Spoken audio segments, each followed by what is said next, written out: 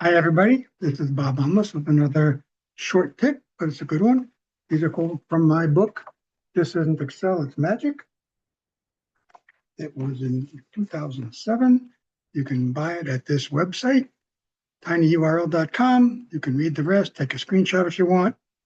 And let me go to here, tip 22A. You may know some of this, but if I have something in C10, and that's all I have on the whole workbook, whole worksheet, notice the size of the scroll bars. This is pretty much as far as I can scroll. I mean, I can keep going, but there's clearly nothing further than that. But if I had something at another cell, perhaps I had something at XX 20,000. Notice the scroll bars. Now, if I put something in here like another Z in XX 20,000, when I go back, I'm doing Control Home to go back, notice the size of the scroll bars. They're still little teeny here and here. If I were to scroll, it goes pretty quickly.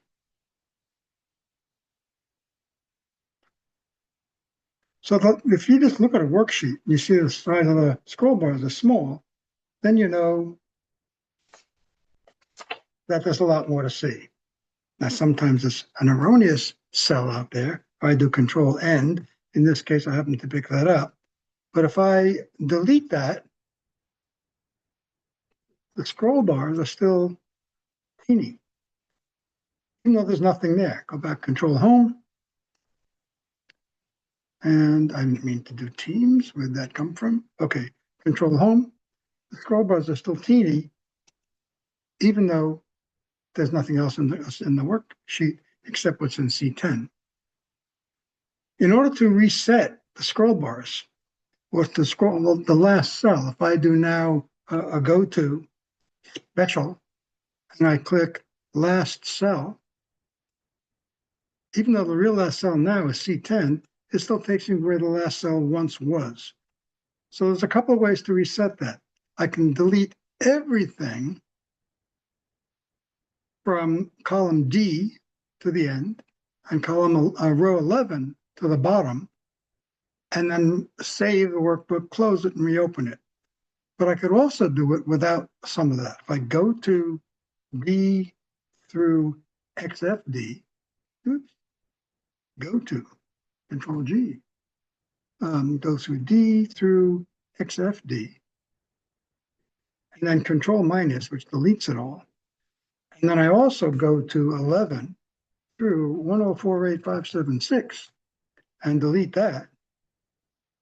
So I've deleted them all, except what's in C10. However, Control N still takes me here. Again, I can close the workbook and save it and reopen it, and that'll be reset. But I can also go to the immediate window of VBA.